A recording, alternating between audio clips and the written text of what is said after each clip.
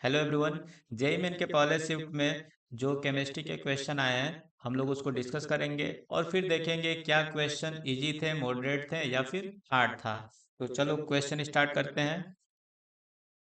Question number 1 में बोल रहा है for the first order decomposition A B में कन्वर्ट हो रहा है, समझे। और फर्स्ट ऑर्डर डिकम्पोजिशन है, बोल रहा है the value of T 1/8 with respect to T 1/10 into 10 will B.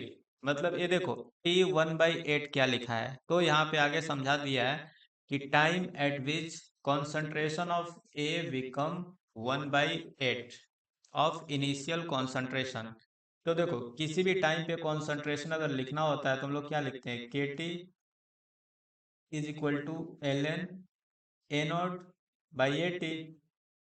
तो अगर किसी भी टाइम पे कॉन्सेंट्रेशन लिखना होता है तो हम लोग फर्स्ट ऑर्डर का इक्वेशन ऐसे लिख लेते हैं। अब क्वेश्चन में बोला है टी 1/8, तो इसका मतलब है 1/k L N A not. और देखो 1/8 का मतलब है जो कॉन्सेंट्रेशन इनिशियली था उसका 1/8 बच गया है, तो 80 की जगह पे क्या लिखेंगे, इनिशियल कॉन्सेंट्रेशन का 1/8। तो इसको सॉल्व करेंगे तो आ जाएगा 1/k एल एन 8। तो यहाँ से आया T 1/8 equal to 1/k L N 8। Similarly हम लोग क्या कर सकते हैं, टी 1/10 कैलकुलेट कर सकते हैं। तो टी 1/10 कैलकुलेट करेंगे तो इसका वैल्यू आएगा 1/k एल एन 10। इक्वेशन 2 हो गया। और फर्स्ट इक्वेशन को सेकंड से डिवाइड कर दो, तो यहाँ से T 1/8 divided by T 1/10 is equal to आएगा एल एन 8/ln 10। अच्छा, इसको लिख सकते हैं log 8/log 10। और log 8 का वैल्यू देखो, log 10 का वैल्यू कितना होता है 1। तो यहाँ पे जैसे पुट करेंगे ये आ जाएगा log 8 डिवाइडेड बाई 1। अब अपने को वैल्यू इसका नहीं पूछा है, इसमें 10 से मल्टीप्लाई किया है। तो जैसे इसमें 10 से मल्टीप्लाई करेंगे यहाँ पे, तो आ जाएगा T 1/10 divided by, sorry T 1/8 divided by 1/10। इसमें 10 से मल्टीप्लाई करो तो इधर भी क्या हो जाएगा 10 log 8। और log 8 का वैल्यू लिख सकते हैं 3 log 2। और log 2 का वैल्यू होता है 0.3, तो हो जाएगा 10 × 3 इंटू 0.3। तो यहाँ से मल्टीप्लाई करने के बाद आ रहा है 9। तो इस क्वेश्चन का आंसर है 9। इस क्वेश्चन में बोल रहा है कैलकुलेट पीएच ऑफ 10 मिलीमोलर बिक acid H dissociated in water assuming alpha to be negligible and given है पी के ए वैल्यू जो है 4 है। अच्छा, अल्फा नेग्लिजिबल है तो हम लोग डायरेक्ट फॉर्मूला लगा सकते हैं बिक एसिड के लिए। जो बिक एसिड के लिए पीएच का फॉर्मूला होता है 1/2 पी के ए माइनस लॉग सी। यहाँ से डायरेक्ट वैल्यू आ जाएगा, तो 1/2 पी के ए का वैल्यू दिया है 4 माइनस लॉग सी। और सी का वैल्यू दिया है 10 मिली मोलर कॉन्सेंट्रेशन है, तो इसको लिख सकते हैं 10 × 10⁻³ अब इसको सॉल्व करेंगे तो देखो इसका वैल्यू आएगा, इसको लिख सकते हैं log 10⁻⁻²। और इसको सॉल्व करेंगे तो आएगा 6/2 मीन्स 3। तो यहाँ पे पीएच का वैल्यू कितना आया, इस सॉल्यूशन के पीएच का वैल्यू आ गया 3। चलो नेक्स्ट क्वेश्चन की ओर मूव करते हैं। इस क्वेश्चन में बोल रहा है 500 ml 1.2 molar K I is completely reacted with 0.2 molar 500 ml K I solution in basic medium. Medium कैसा है, बेसिक है। I minus is oxidise to I2। यहाँ पे बोल दिया आई माइनस किस में ऑक्सीडाइज हो रहा है, I2 में। The liberated I2 react with 0.1 molar sodium thiosulfate solution.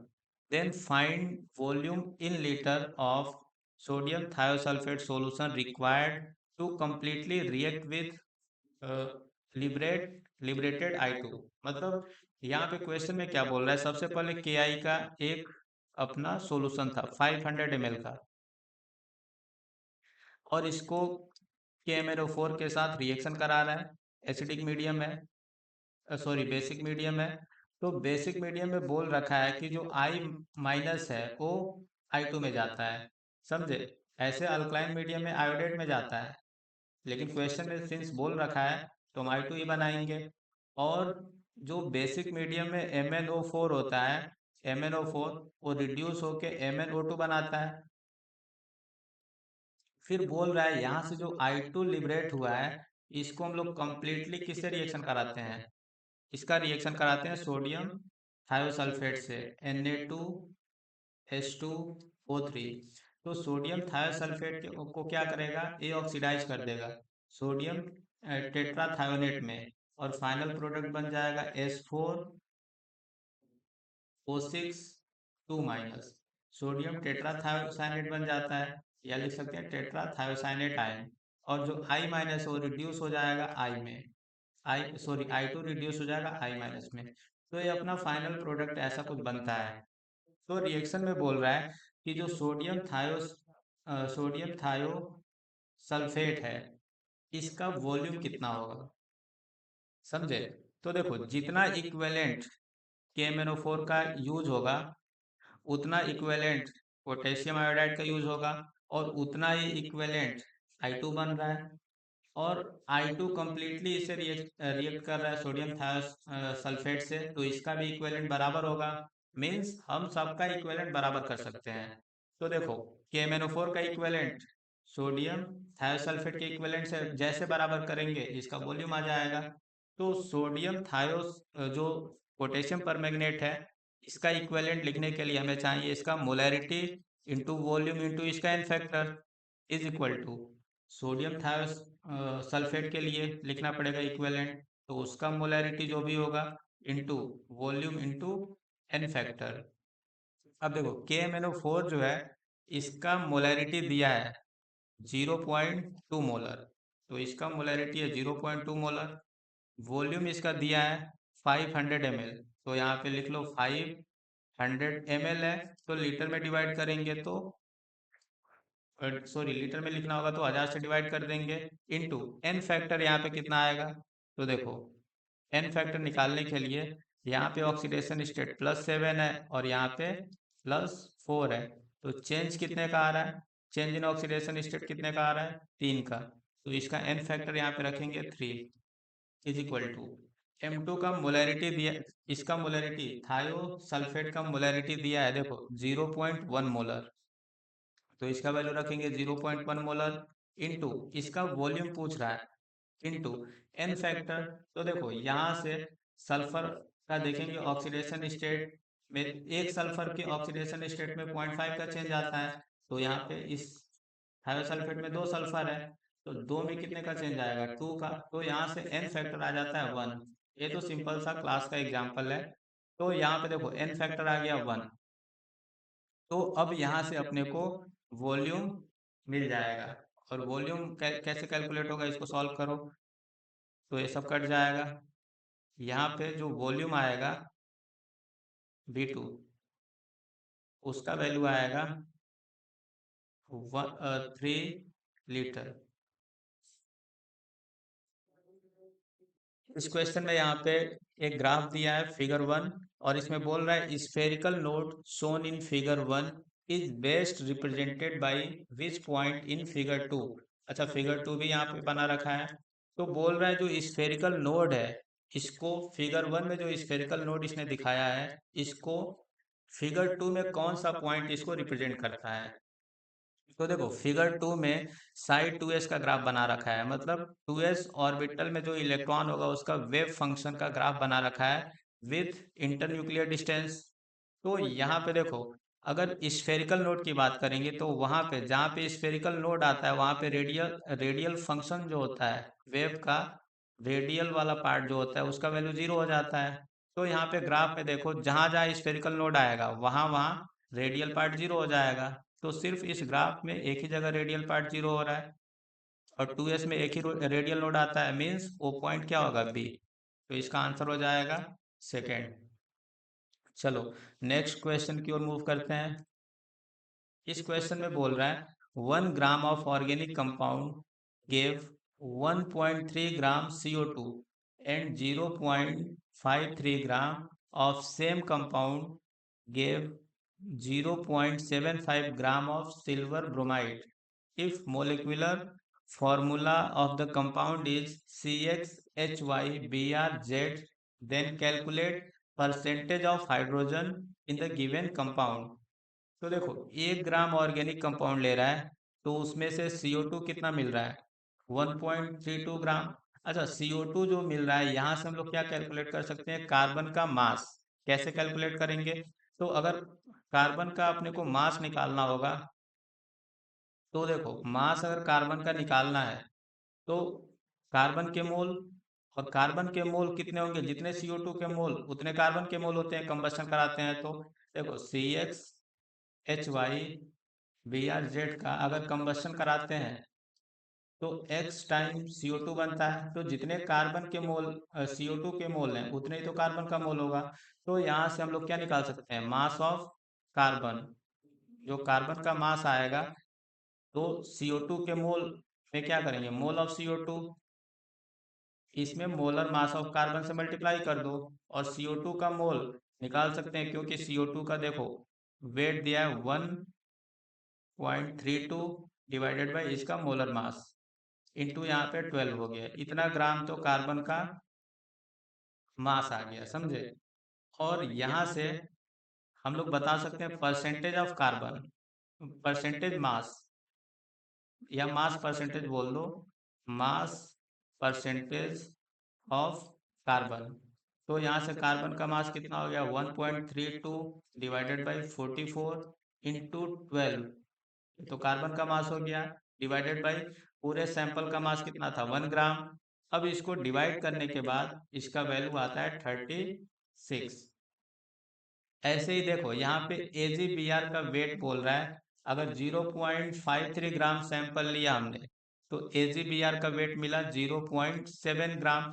यहाँ से Br माइनस का जो ब्रोमीन है, इसके हम क्या निकाल सकते हैं, मास निकाल सकते हैं, और इसका मास परसेंटेज निकाल सकते हैं। तो डायरेक्ट मैं यहाँ पे मास परसेंटेज ऑफ Br का फॉर्मूला लिख देता हूँ, mass percentage of Br minus जो Br होगा।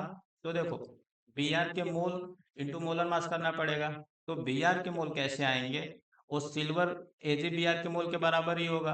तो इसका मोल निकालने के लिए AgBr का मोल निकाल लो, तो इसका वेट डिवाइडेड बाई AgBr का मोलर मास कितना हो जाएगा, देखो Ag का होता है 108 और Br का होता है 80, तो 188 इसका मोलर मास हो गया।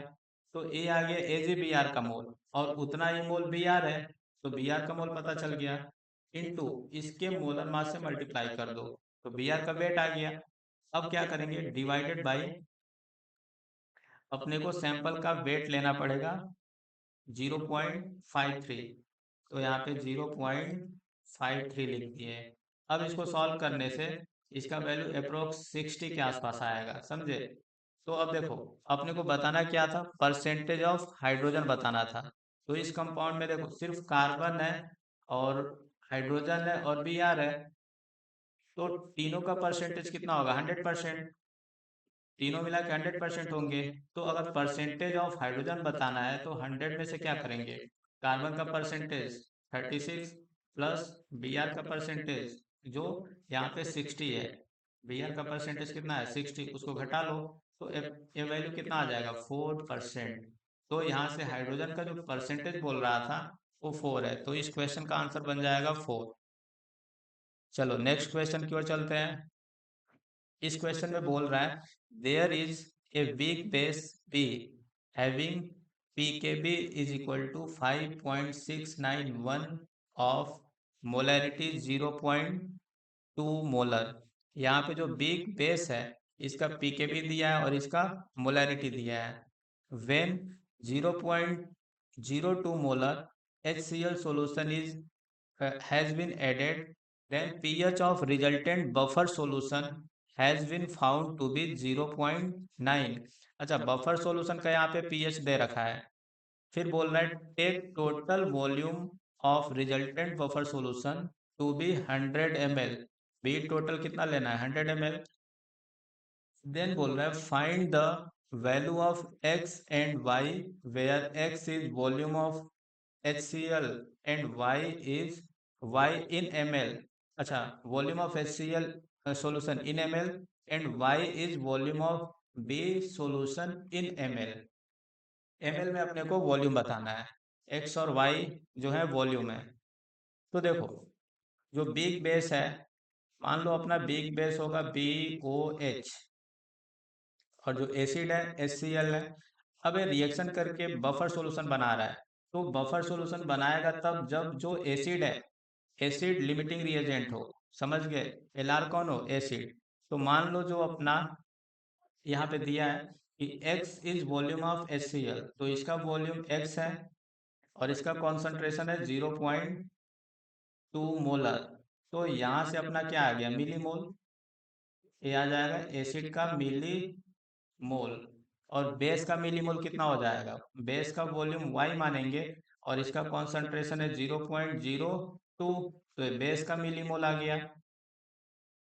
अच्छा, बफर सॉल्यूशन बन रहा है मतलब स्ट्रॉन्ग एसिड जो होगा वो Lr होगा, तो रिएक्शन के बाद ये जीरो हो जाएगा, इसका मिली मोल कुछ नहीं बचेगा, कोई मोल नहीं बचेगा। और जो बेस है वो बच जाएगा, उसका मिली मोल निकाल सकते हैं 0.02 y में से 0.02 x घटा लो, तो यहाँ से इतना बेस बच जाएगा। और जो सॉल्ट बनेगा BCl, तो सॉल्ट का मिलीमोल हम लोग निकाल सकते हैं, जितना स्ट्रॉन्ग एसिड जो HCl के मिलीमोल है उतना ही क्या बन जाएगा, सॉल्ट। 0.02 x millimole, 0.02। अच्छा, यहाँ पे 0.02 है। तो देखो, यहाँ से बफर सॉल्यूशन बना, और कैसा बफर है, बिग बेस और उसका सॉल्ट है, बेसिक बफर है। तो बेसिक बफर के लिए यहाँ से क्या निकलता है, POH is equal to PKB plus log salt by base, salt का मोल डिवाइडेड बाई बेस का मोल, या फिर सॉल्ट का कॉन्सेंट्रेशन डिवाइडेड बाई बेस का कॉन्सेंट्रेशन ले सकते हैं। तो देखो, POH यहाँ से निकलेगा और क्वेश्चन में pH दिया है 9, तो POH कितना हो जाएगा, 5 इज इक्वल टू PKB का वैल्यू दिया है 5.691 प्लस लॉग सॉल्ट, यहाँ पे सॉल्ट का कॉन्सेंट्रेशन रख लेंगे या मिलीमोल दिया है जो भी है, 0.02 x डिवाइडेड बाई, यहाँ से बेस कितना बच गया है, 0.02 y माइनस 0.02 x। अच्छा, इसको सॉल्व करेंगे तो आएगा -0.691 is equal to log x upon Y minus X. देखो, इसका एंटी लॉग लेंगे तो यहाँ से x और y में रिलेशन आ जाएगा। एंटी लॉग कैसे लेंगे, तो देखो दशमलव के पहले जो नंबर दिख रहा है उसको अगर माइनस में है तो एक से बढ़ा दो, तो जीरो को एक से बढ़ाएंगे तो -1 हो जाएगा, प्लस ये दशमलव के बाद जो नंबर दिख रहा है उसको एक से घटा दो, तो एक में से घटा लेंगे 0.691, तो इसका वैल्यू आएगा लगभग 903 ऐसे लिख सकते हैं। तो 0.309 लिख लिए, यहाँ पे हो जाएगा log x upon Y minus X. अब देखो ये जो वैल्यू दिख रहा है इसको लिख सकते हैं log 1/10 प्लस ये जो वैल्यू है ये log 2 का वैल्यू है, is equal to log x upon Y minus X. तो इसको लिख सकते हैं log 1/5, दोनों को मल्टीप्लाई कर लेंगे, log में आ जाए log a इंटू लॉग भी लिख सकते हैं, तो आपस में मल्टीप्लाई करने के बाद 1/5 आ जाएगा। और इसको लिख सकते हैं log x upon Y minus X. तो यहाँ से कंपेयर करके हम लोग लिख सकते हैं x upon Y minus X is equal to 1/5। तो यहाँ से क्या आया, 5x equal to Y minus X, तो 6x बराबर y आया। और क्वेश्चन में बोल रखा है कि x प्लस वाई दोनों का वॉल्यूम क्या मानना है, 100। एक इक्वेशन दिया है और यहाँ से एक रिलेशन पता चल गया कि y के जगह पे हम लोग क्या रख सकते हैं, 6s। 6x, तो यहाँ पे हो जाएगा x plus 6x equal to 100। तो x का वैल्यू कितना आया, 100 डिवाइडेड बाई 7, और y का वैल्यू आ जाएगा 600 डिवाइडेड बाई 7। तो इसमें से कौन सा ऑप्शन मैच करेगा? देखो x का वैल्यू 100/7 डिवाइड करके देखेंगे तो ऑप्शन ए के साथ मैच कर जाएगा। चलो नेक्स्ट क्वेश्चन की ओर बढ़ते हैं। इस क्वेश्चन में बोल रहा है for an ideal gas undergoes isothermal reversible process from 0.5 mega pascal और वॉल्यूम दिया है 20 decimetre cube to 0.2 mega pascal at 400 kelvin, calculate the correct option. अच्छा, यहाँ पे आइसोथर्मल प्रोसेस है तो डेल्टा यू क्या होगा, जीरो, और डेल्टा यू तो सब में जीरो दिया है, तो कोई फायदा होने वाला नहीं है, समझे। अपने को वर्क कैलकुलेट करना पड़ेगा, तो आइसोथर्मल प्रोसेस का वर्क लिख सकते हैं minus N R T L N P1/P2। अच्छा, एनआरटी जो है आइसोथर्मल प्रोसेस है, तो ये कहीं पर भी हम लोग क्या लिख सकते हैं, एनआरटी को लिख सकते हैं माइनस पी पी भी एल एन P1/P2। कोई सा भी प्रेशर किसी भी टाइम पे और वॉल्यूम का मल्टीप्लाई करोगे तो ये वैल्यू फिक्स है। यहाँ से W को कैलकुलेट करने के लिए देखो प्रेशर दिया है, प्रेशर का वैल्यू रखो 0.5। देखो आंसर जूल में निकालना है, तो यहाँ पे क्या करेंगे, इस मेगा पास्कल को पास्कल में ही रहने दो, इसको मेगा को लिख दो 10⁶, और पास्कल मतलब न्यूटन पर मीटर स्क्वायर, रहने दो इसको। और वॉल्यूम दिया है 20 डेसीमीटर क्यूब, तो 20 डेसीमीटर को मीटर क्यूब में कन्वर्ट कर दो, 10⁻³ हो जाएगा। और L N P1 initial pressure कितना है, 0.5 मेगा पास्कल, और फाइनल कितना है 0.6। तो इनिशियल प्रेशर है 0.5 mega pascal divided by final pressure है 0.2 मेगा पास्कल। तो इसको सॉल्व करेंगे तो अपना वर्क आ जाएगा, और यहाँ पे देखो वर्क लिख सकते हैं, यहाँ पे इसको मल्टीप्लाई करेंगे हो जाएगा 10 × 10⁻⁻3, इसको मल्टीप्लाई करेंगे 0.5 के साथ तो 10 हो गया, और ये आपस में इसको ऐड कर दिया 10⁻³ + 3 हो गया। अब यहाँ पे देखो एल एन ये 5/2 हो जाएगा, यहाँ पे इसको लिख सकते हैं 10⁴, और एल एन को किस में कन्वर्ट कर देंगे, लॉग में 2.303, ये हो जाएगा log 5/2 means log 5 minus log 2। और log 5 और log 2 का वैल्यू यहाँ पे दिया है, समझे। log 5 और log 2 का वैल्यू रख के क्वेश्चन सॉल्व करने पे इसका वैल्यू आएगा -9.1 इंटू 10⁻3, तो इसको लिख सकते हैं -9.1 किलो जूल। और देखो इतना आ गया, और सिर्फ एक ही ऑप्शन में दिख रहा है -9.1 किलो जूल, तो ऑप्शन सेकंड करेक्ट हो जाएगा। चलो नेक्स्ट क्वेश्चन की ओर बढ़ते हैं। इस क्वेश्चन में बोल रहा है the wave number of 3 spectral line of hydrogen atom are given, the correct set of spectral lines belongings to Balmer series. Balmer series के लिए कौन सा करेक्ट सेट है वेव नंबर का? तो देखो वेवलेंथ लिखने का फॉर्मूला 1/λ, यहाँ पे z² into Rydberg constant 1/n1² - 1/n2² होता है। अगर 1/λ को देखा जाए तो इसी को ना बोलते हैं वेव नंबर, ये हो गया अपना wave number is equal to z²RH। अच्छा, यहाँ पे देखो ये रिडबर्ग कांस्टेंट है, इस ऑप्शन में रिडबर्ग कांस्टेंट को R लिया है, कैपिटल R। तो बामर सीरीज की 3 लाइनों को अपने को इसमें कैलकुलेट करना है। तो बामर सीरीज के लिए कहीं से भी एक्साइटेशन के बाद सेकेंड सेल में आए, मतलब यहाँ पे n1 का वैल्यू क्या है, सेकेंड सेल में आए, और कहीं से भी आए, मतलब कहाँ कहाँ से आ सकता है, n2 = 3 से आ सकता है, 4 से आ सकता है, 5 से आ सकता है, 6 से, ऐसे आ सकता है कहीं से भी। तो n2 का वैल्यू हम क्या करते हैं, 3 रख के चेक कर लेते हैं, तो 3 का स्क्वायर हो जाएगा। अब देखो यहाँ पे हाइड्रोजन के लिए हम निकाल रहे हैं लाइनें, तो जेड का वैल्यू 1 रखेंगे, तो 1 का स्क्वायर 1 ही हो गया। ये आर एच को आर रख लो, तो 1/4 माइनस 1/9, इसको सॉल्व करेंगे तो आएगा 5r/36।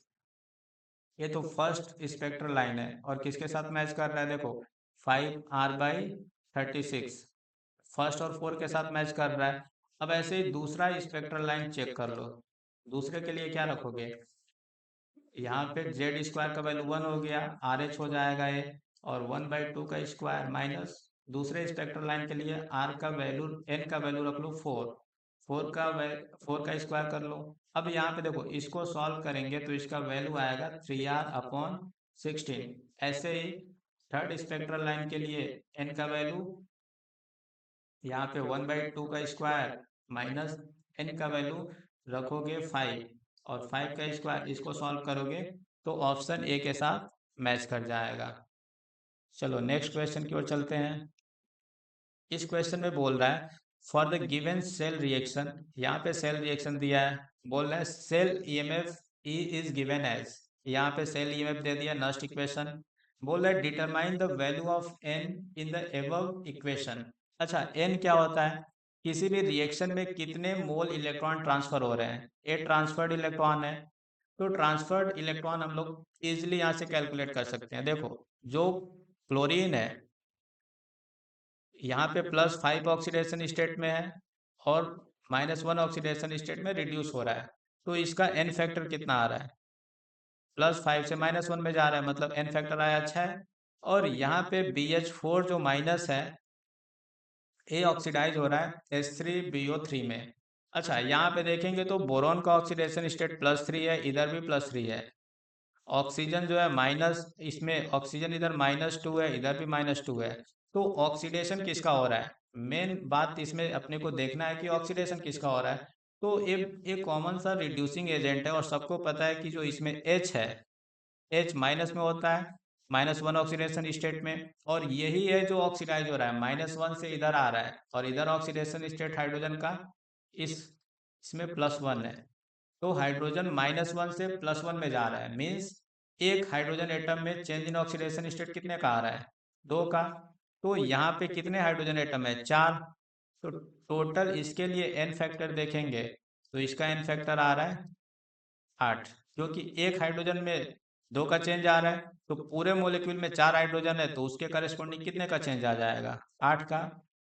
अब कितने इलेक्ट्रॉन ट्रांसफर होंगे, ऐसा क्वेश्चन प्रीवियस एग्जाम में भी पूछ चुका है।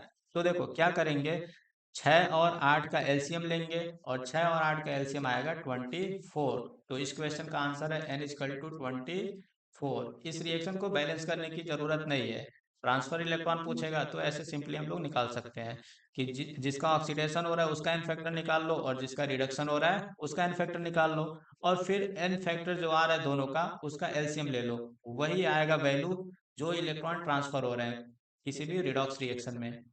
चलो नेक्स्ट क्वेश्चन की ओर मूव करते हैं। इस क्वेश्चन में बोल रहा है 2 mole of liquid A and 3 mole of liquid B are mixed to form an ideal solution.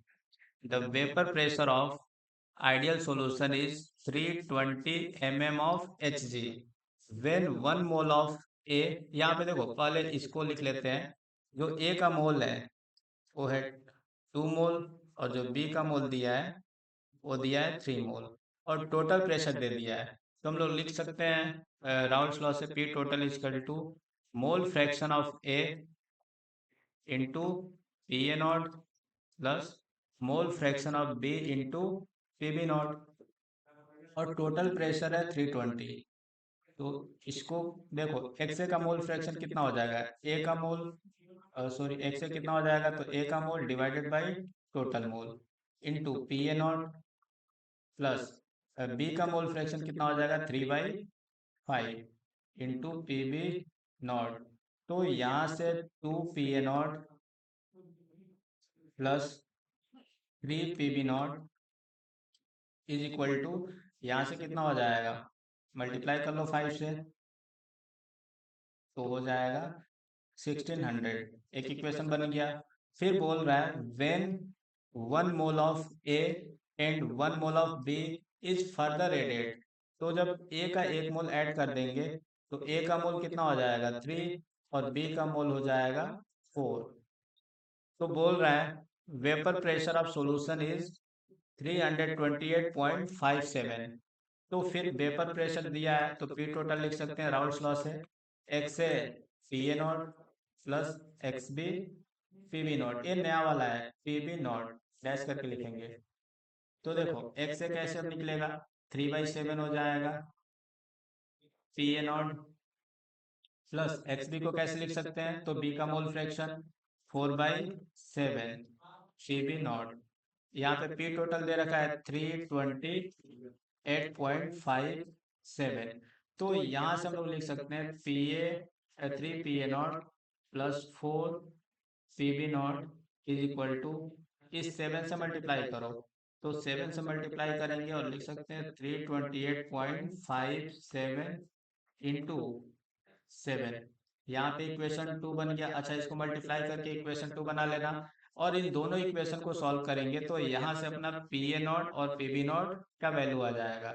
समझे, इसका सॉल्यूशन करने के बाद पी ए नॉट जो आएगा वो 200 mm ऑफ एच जी आ जाएगा और जो पी बी नॉट आएगा वो आ जाएगा 500 mm of H G. Means यहाँ से ऑप्शन ए करेक्ट हो जाएगा। चलो नेक्स्ट क्वेश्चन की ओर मूव करते हैं।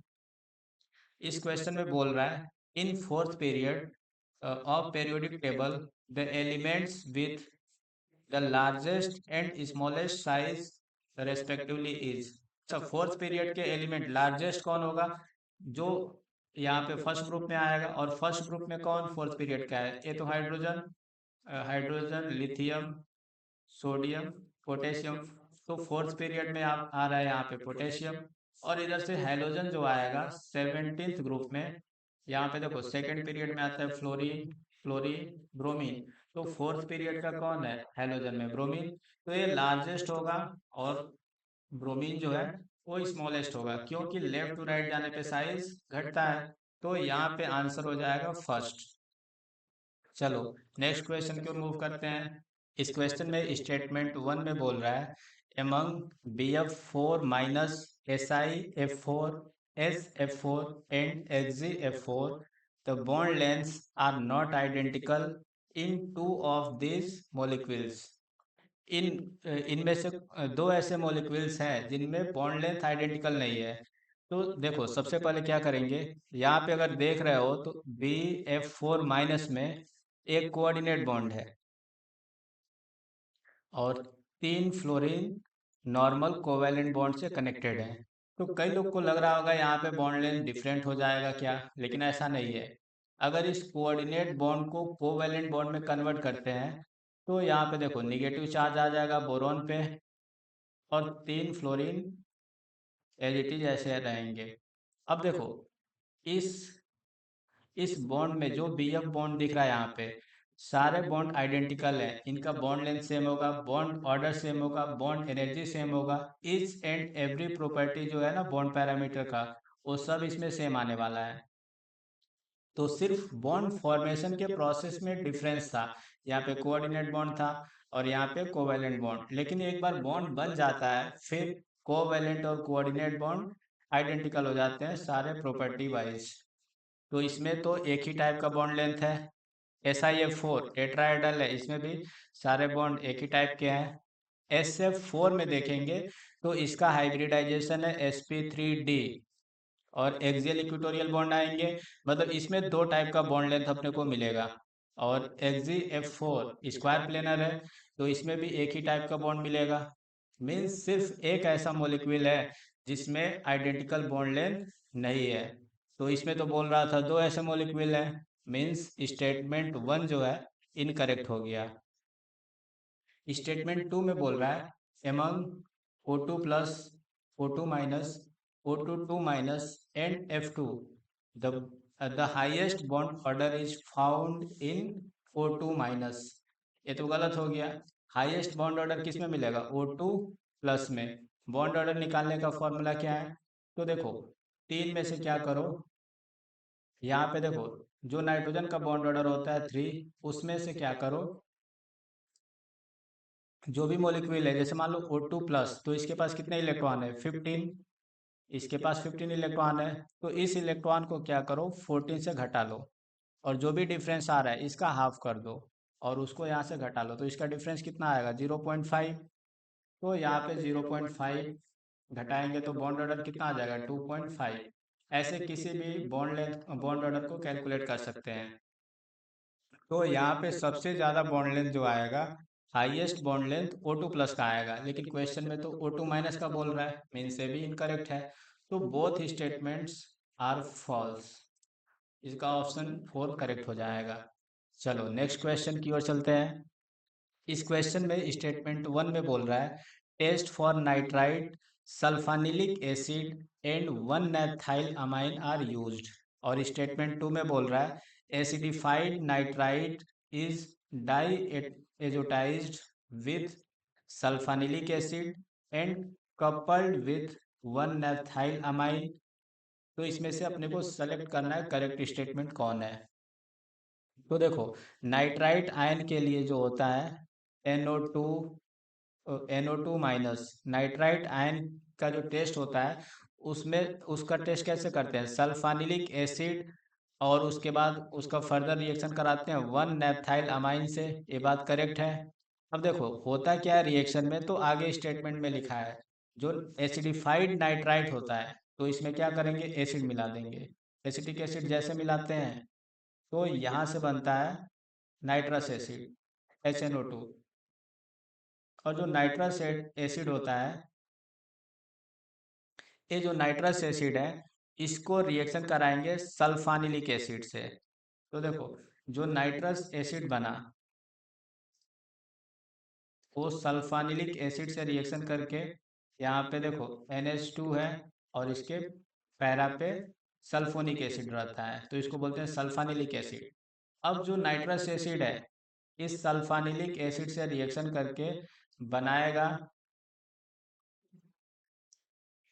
यहाँ पे डाइजोटाइजेशन हो जाएगा, तो बनेगा SO3H, ऐसे ही रह जाएगा। और यहाँ पे N double bond, N triple bond N बनेगा, यहाँ पे प्लस आएगा, तो जो प्लस आया ना, यहाँ पे एसीटेट है O माइनस, तो इस कटायन के साथ ये एसीटेट आयन ऐसे अटैच हो जाता है, CH3COO माइनस।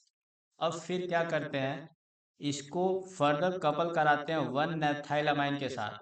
तो जब इसका रिएक्शन हम लोग कराते हैं नैप्थाइल अमाइन के साथ,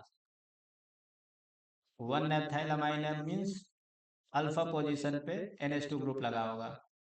तो देखो, अब ये दोनों इनका आपस में रिएक्शन होता है और कपलिंग रिएक्शन होता है, तो फाइनल प्रोडक्ट यहाँ पे अपने को डाई मिलता है, एक येलो कलर का डाई। तो यहाँ पे देखो N डबल बॉन्ड N, ए डाइएजोटाइजेशन होगा, तो N यहाँ पे देखो ट्रिपल बॉन्ड था, लेकिन अब ये फाइनली जब यहाँ पे कपलिंग हो जाएगा तो डबल बॉन्ड ही रह जाएगा। और यहाँ से देखो NH2 के रेस्पेक्ट में जो ए वाला पोजीशन है, यहाँ पे कनेक्ट हो जाएगा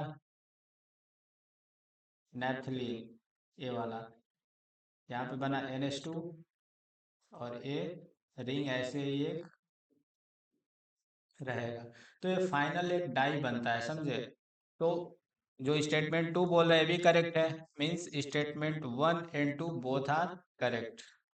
तो यहाँ पे बोथ स्टेटमेंट आर करेक्ट हो जाएगा। चलो नेक्स्ट क्वेश्चन की ओर मूव करते हैं। इसमें बोल रहा है select the correct option. First में बोल रहा है NiCN4 2 minus and NiCO4 both are diamagnetic while NiCl4 2 minus is paramagnetic। तो यही स्टेटमेंट करेक्ट हो गया। देखो, NiCN4 क्या होता है, स्ट्रॉन्ग फील्ड लिगेंड होने के वजह से 3D के साथ स्क्वायर प्लेनर कॉम्प्लेक्स बनाता है, और निकल जो है इसमें +2 ऑक्सीडेशन स्टेट में है, तो इसका इलेक्ट्रॉनिक कन्फिग्रेशन 3D8 आएगा, और स्ट्रॉन्ग फील्ड होने की वजह से यहाँ पे पेयरिंग भी हो जाता है, तो डायमैग्नेटिक मिलता है।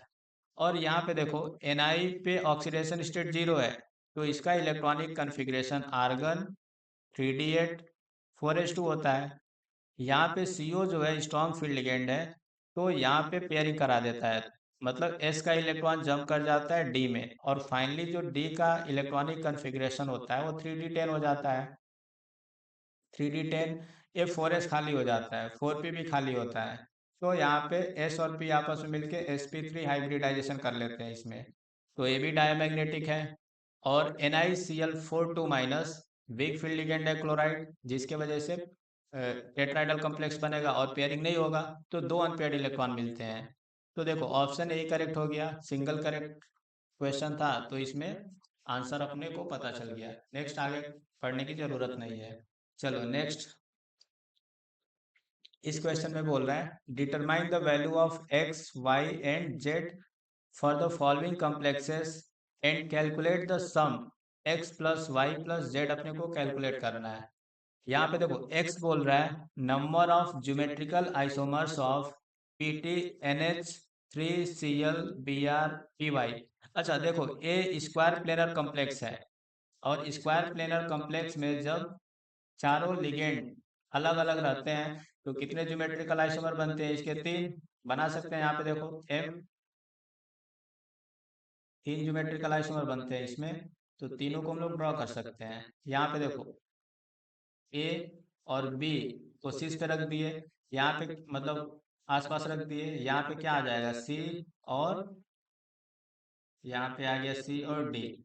फिर क्या कर सकते हैं, ए और बी को ऐसे रहने दो, सी और डी का पोजीशन इंटरचेंज कर दो, तो यहाँ पे आ गया डी, यहाँ पे आ गया सी। और एक बार क्या कर सकते हैं, ए और बी को ट्रांस पे रख दो, मतलब आमने सामने 180 पे ए और बी आ गया, तो यहाँ पे आ जाएगा सी और डी। तो टोटल तीन ज्योमेट्रिकल आइसोमर बनते हैं, थ्री ज्योमेट्रिकल आइसोमर इसमें बनते हैं। और फिर वाई में बोल रहा है number of optically inactive isomers of CrEn का होल ट्वाइस Cl2+। अच्छा, इसका ऑप्टिकली इनएक्टिव आइसोमर बताना है। तो देखो, अगर दो बाइडेंटेड लिगेंड होता है तो सिस फॉर्म क्या होता है, ऑप्टिकली एक्टिव, और ट्रांसफॉर्म जो होता है ऑप्टिकली इनएक्टिव होता है। तो ट्रांसफॉर्म जो होगा इसका बना सकते हैं, वो ऑप्टिकली इनएक्टिव है तो y का वैल्यू आएगा 1 और x का वैल्यू है 3। और जेड जो है बोल रहा है number of stereo isomers of, इसका स्टीरियो आइसोमर्स इस कंपाउंड का जो आएगा उसको जेड बोल रहा है। अच्छा देखो ये किस टाइप का है, MA3B3 टाइप का है, और ये कौन सा आइसोमेरिज्म शो करता है, फेक मर आइसोमेरिज्म। फेक मर आइसोमेरिज्म, तो इसमें तो एक फेशियल फॉर्म होगा, एक मेरिडियनल फॉर्म होगा, मीन्स जेड का वैल्यू कितना है 2। अब इन तीनों का सम करना है, तो तीनों का सम करने पे क्या आ जाएगा, 3+1+2, इसका वैल्यू आएगा 6। चलो नेक्स्ट क्वेश्चन की ओर चलते हैं। इस क्वेश्चन में बोल रहा है स्टेटमेंट 1 दिया है consider the following pairs of ions, यहाँ पे इस ए पेयर्स ऑफ आयंस दिया है। फिर बोल रहा है out of these pairs 3 pairs consist of ions that are both coloured. तो देखो कलर्ड आयन कौन से होंगे, जिनके पास अनपेयर्ड इलेक्ट्रॉन होगा, अनपेयर्ड इलेक्ट्रॉन होगा तो कलर्ड हो जाएंगे, समझे। तो अपने को देखना है किसके पास अनपेयर्ड इलेक्ट्रॉन है। अच्छा, स्कैंडियम 3+ का इलेक्ट्रॉनिक कन्फिग्रेशन होगा 3d0, तो ये तो कलर्ड नहीं होगा। टाइटेनियम 3+ के पास एक अनपेयर्ड इलेक्ट्रॉन है, इलेक्ट्रॉनिक कन्फिग्रेशन आएगा 3d1। टाइटेनियम 4+ के पास फिर जीरो इलेक्ट्रॉन हो गया। निकल 2+ के पास देखेंगे तो इलेक्ट्रॉनिक कन्फिग्रेशन आएगा 3d8, और कॉपर 2+ हो जाएगा 3d9। जिंक 2+ का इलेक्ट्रॉनिक कन्फिग्रेशन 3d10। क्रोमियम 3+ का इलेक्ट्रॉनिक कन्फिग्रेशन 3d3, और यहाँ से मैग्नीज 3+ का इलेक्ट्रॉनिक कन्फिग्रेशन 3d यहाँ पे हो जाएगा 4। तो देखो फर्स्ट वाले पेयर में देखेंगे तो एक एक कलरलेस होगा, दूसरा वाला कलर्ड होगा, अपने को दोनों पेयर कलर्ड चाहिए। सेकंड वाले में एक कलरलेस हो जाएगा, एक कलर्ड हो जाएगा।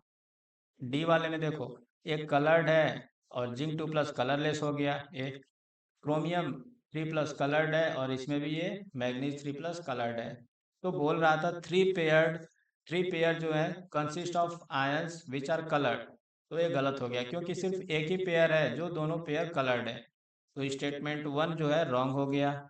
और स्टेटमेंट 2 में बोल रहा है among the lanthanide ions EU2+, देखो लैंथेनाइड जो एफ ब्लॉक से पहला क्वेश्चन आया इस साल, और इसमें बोल रहा है among the lanthanide ions europium 2+, gadolinium 3+, cerium 4+, and terbium 4+, the ions Tb4+ is the strongest reducing agent.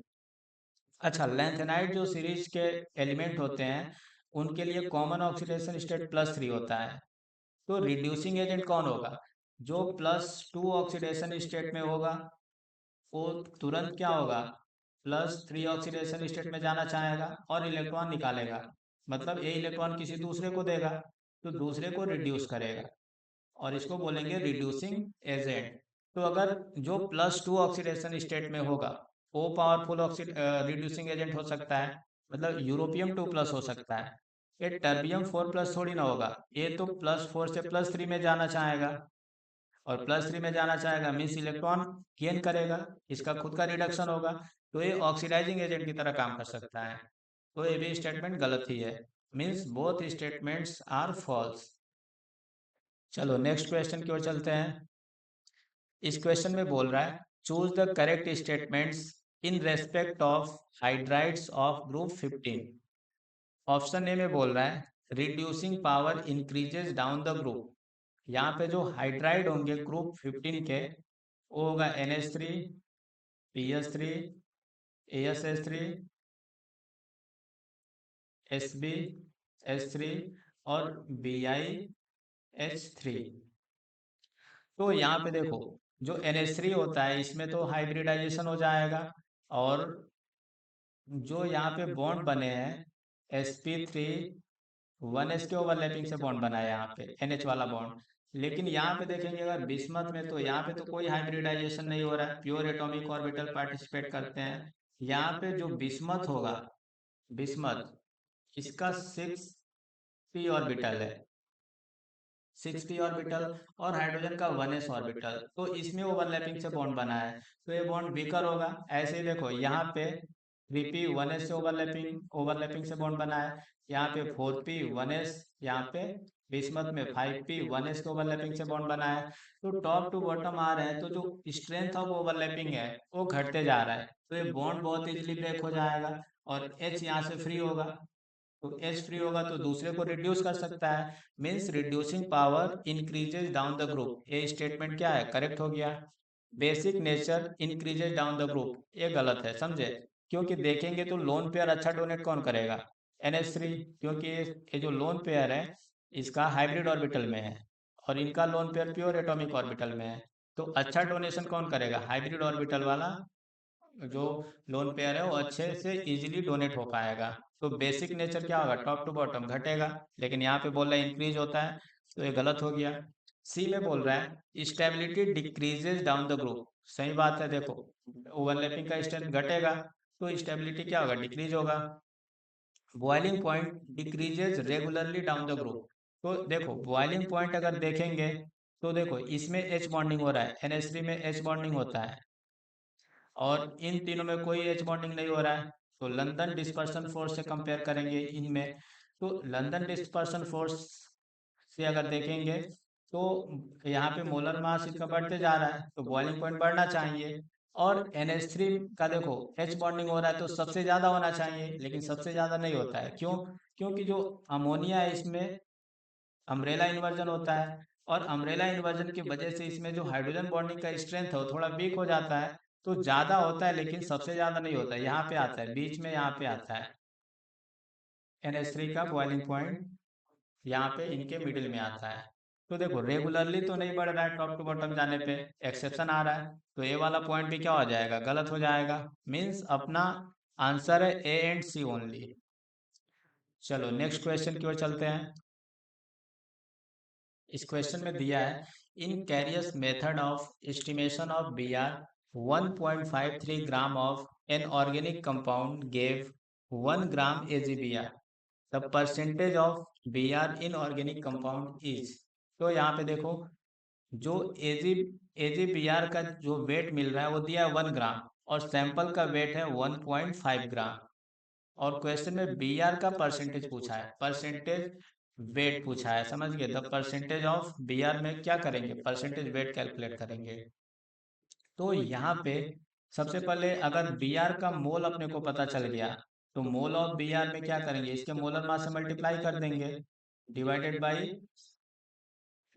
क्या करेंगे, यहाँ पे सैंपल का वेट जो 1.53 है उसे डिवाइड कर देंगे, और यहाँ पे 100 से मल्टीप्लाई कर देंगे तो यहाँ पे परसेंटेज ऑफ बी आर आ जाएगा, परसेंटेज ऑफ बी आर आ जाएगा। तो अपना टारगेट है कि बी आर का मोल निकालना, और बी आर का मोल कैसे निकलेगा, तो जितना मोल ए जी बी आर बना उतना ही मोल बी आर है, तो बी आर का मोल अगर लिखना है तो ए जी बी आर का मोल लिख दो, और ए जी बी आर का मोल आएगा ए जी बी आर का वेट डिवाइडेड बाई इसका molar mass into B R का मोलर मास कितना है, क्वेश्चन में दिया है 80, डिवाइडेड बाय 1.53 इंटू 100, और इसको सॉल्व करेंगे तो इसका वैल्यू आएगा 27.81, जो कि ऑप्शन 3 के साथ मैच कर जाएगा। चलो नेक्स्ट क्वेश्चन की ओर चलते हैं। इस क्वेश्चन में बोल रहा है कंसीडर द फॉलोइंग एनायंस, ये 3 एनायन लिख के दिया है, the correct stability order of given anion. अच्छा यहाँ पे देखो ये जो कार्बन है वो sp3 है, और ये वाला जो कार्बन है sp2 है, और ये वाला sp हाइब्रिडाइज कार्बन है। तो sp हाइब्रिडाइज कार्बन का इलेक्ट्रोनेगेटिविटी तो बहुत ज़्यादा होता है, 3.25 के आसपास होता है, और जो sp2 होता है, जो हाइब्रिडाइज कार्बन sp2 रहेगा उसका इलेक्ट्रोनेगेटिविटी 2.75 होता है, और sp3 वाले कार्बन का इलेक्ट्रोनेगेटिविटी हम लोग मान सकते हैं अप्रोक्स 2.5।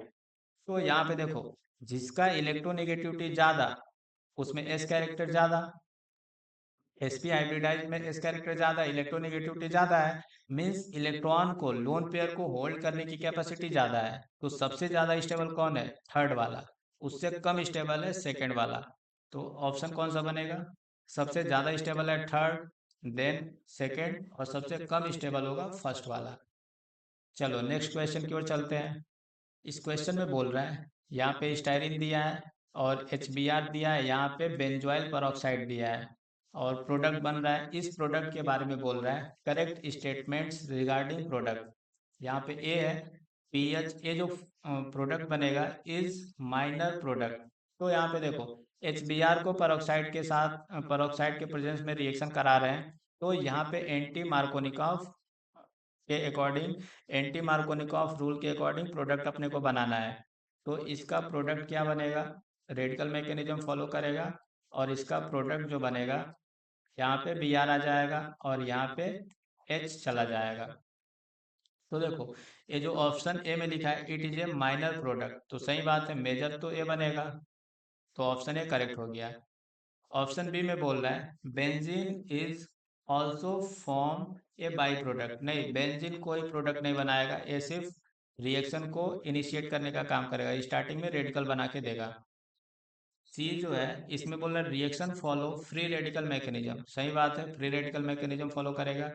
और डी में बोल रहा है इन absence of peroxide carbocation mechanism is followed, सही है, अगर फ्री रेडिकल इनिशिएटर नहीं होता, परऑक्साइड नहीं होता, तो कार्बोकैटायन मैकेनिज्म फॉलो करता है, मीन्स इसका ऑप्शन करेक्ट हो जाएगा A C and D, A C and D second इसका करेक्ट ऑप्शन है।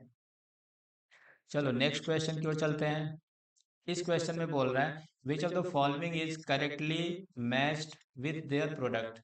अच्छा ए में क्या लिखा है, यहाँ पे जो भी रिएक्टेंट दिया है सोडियम के साथ रिएक्शन करा रहा है, तो सोडियम क्या करेगा, यहाँ से H पे जो यहाँ पे दिख रहा है ना H प्लस, और यहाँ पे N पे माइनस, तो यहाँ से H2 गैस रिलीज करा देगा, यहाँ पे सोडियम पे निगेटिव चार्ज आएगा।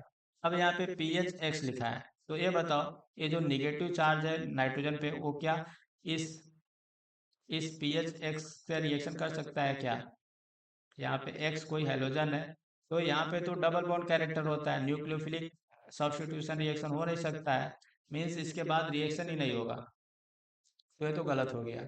सेकंड में देखो यहाँ पे लिखा है Br2 प्लस KOH का रिएक्शन करा रहा है अमाइड के साथ, तो ये हाफ मान ब्रोमोइड डिग्रेडेशन रिएक्शन है, इसमें से CO2 को हटा देना है, CO को हटा देना है, इन फॉर्म ऑफ CO2 ये निकल जाएगा, तो ये वाला रिएक्शन करेक्ट है। थर्ड में देखो यहाँ पे क्या दिया है क्लोरोफॉर्म प्लस KOH, और यहाँ पे इसके साथ रिएक्शन करा रहा है अमाइन के साथ, तो यहाँ तक तो ठीक है, इसके बाद जो दिया है tin plus HCl, tin plus HCl के साथ रिडक्शन कराएंगे तो ये प्रोडक्ट बना रहे हैं, नहीं, टीन प्लस HCl के साथ रिडक्शन कराने पे इसका प्रोडक्ट बनेगा CH2NH और यहाँ पे आ जाएगा CH3, तो ये वाला प्रोडक्ट बनेगा। मीन्स ये भी गलत हो गया।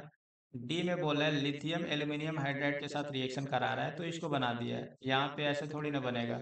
इसका अगर रिडक्शन कराएंगे तो PH CH2NH2 बनता है, CO को किस में कन्वर्ट कर देगा, H2 में, तो ये फाइनल प्रोडक्ट ये बनता है। मीन्स ये भी गलत है, तो इस क्वेश्चन का सिर्फ ऑप्शन सेकेंड करेक्ट हो रहा है। चलो नेक्स्ट क्वेश्चन की ओर चलते हैं। इस क्वेश्चन में बोल रहा है यहाँ पे the organic product A and B can be separated by. अच्छा, यहाँ पे देखो क्या दिया है, सबसे पहले FeBr3 के साथ रिएक्शन करा रहे हैं, Br2 प्लस FeBr3, तो यहाँ पे ब्रोमोनियम आयन जनरेट करके देगा। ये लुइस लुइस एसिड है तो ब्रोमोनियम आयन जनरेट करेगा और बेंजीन से जाके ब्रोमोनियम आयन कनेक्ट हो जाएगा, तो यहाँ पे क्या लगेगा, Br। अब देखो NaOH और यहाँ पे 223 केल्विन तक हीट कर रहा है, 300 ATM प्रेशर है, तो ये डॉस प्रोसेस है।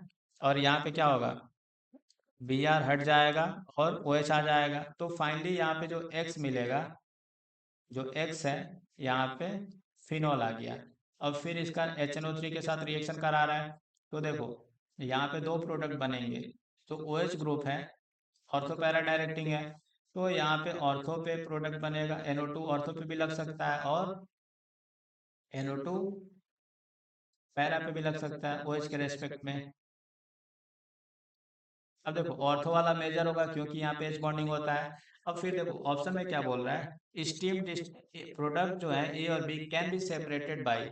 देखो इसमें ये जो ए प्रोडक्ट है एक, इसमें H बॉन्डिंग हो रहा है इंट्रा मोलिकुलर, मोलिक्यूल के अंदर है, और ये जो दूसरा वाला मोलिक्यूल है इसमें भी H बॉन्डिंग होगा लेकिन इंटर मोलिकुलर होगा, तो इसमें इसका जो है, इसका बॉइलिंग पॉइंट बहुत कम होगा और इस वाले का बॉइलिंग पॉइंट ज़्यादा होगा। मीन्स इनको स्टीम डिस्टिलेशन से सेपरेट कर सकते हैं। ऐसा क्वेश्चन इसी साल किसी पेपर में आ गया है, समझे, ये दोबारा रिपीट हो रहा है क्वेश्चन, तो इसको तो सिंपली हम लोग स्टीम डिस्टिलेशन से सेपरेट कर सकते हैं। चलो नेक्स्ट क्वेश्चन की ओर चलते हैं। यहाँ पे क्वेश्चन नंबर 23 में बोल रहा है सोडामाइड का दो इक्विवेलेंट लिया, यहाँ पे X बन रहा है, फर्दर यहाँ पे रिएक्शन करा रहा है इस स्टेप में, और Y बन रहा है और इधर से रिएक्शन कराने पे Z बन रहा है, तो स्टेटमेंट 1 और 2 दिया है। अब देखो यहाँ पे जो यहाँ पे दिया है कंपाउंड, इसका DU चेक करो, DU आ रहा है 0, मीन्स यहाँ पे 3 कार्बन का चेन है और 2 Cl लगा सकते हैं कहीं पर भी, और यहाँ पे देखो सोडामाइड के साथ रिएक्शन करा रहा है दो इक्विवेलेंट, तो कहीं ना कहीं ट्रिपल बॉन्ड बनाना चाह रहा है, तो हम लोग दोनों को विसिनल जेमिनल पोजीशन पे रखेंगे दोनों Cl को, समझे। अगर इसको अगर हम लोग विसिनल पोजीशन पे रखते तो भी कोई दिक्कत नहीं है। तो कुल मिला के यहाँ पे देखो जो H दिख रहा है ना, H यहाँ पे सोडामाइड क्या करेगा, एक H यहाँ से निकालेगा, फिर जो निगेटिव चार्ज आएगा वो डबल बॉन्ड बनाएगा और Cl अपना इलेक्ट्रॉन लेके निकल जाएगा। तो कुल मिला के 2 मोल सोडामाइड अगर रिएक्ट कर रहा है तो यहाँ पे कंपाउंड ऐसा बनने वाला है X।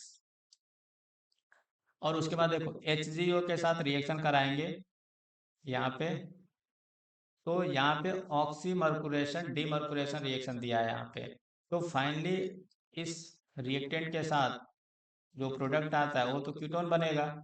और यहाँ पे देखो आयरन ट्यूब के साथ हीट कर रहा है, तो यहाँ पे देखो एसिटिलीन होता है तो बेंजीन बनता है, और इसके साथ ही क्या बनेगा, मेसिटाइलिन बनेगा, समझे। यहाँ पे CH3 लग गया, CH3 लग गया, CH3 लग गया। तो अब देखो बोल रहा है स्टेटमेंट 1 में दिया है Y gives LOPPT with NaOH I2, मतलब जो Y है आइडोफॉर्म टेस्ट देगा क्या, तो दे सकता है, मीन्स स्टेटमेंट 1 करेक्ट है। स्टेटमेंट 2 में बोल रहा है 2 types of H atoms and 1 aromatic ring is present in Z and ratio of Z and X is 1:3। अच्छा, Z और X का रेशियो, Z का अगर 1 मोल बनेगा तो X का 3 मोल लगेगा, बिल्कुल करेक्ट है।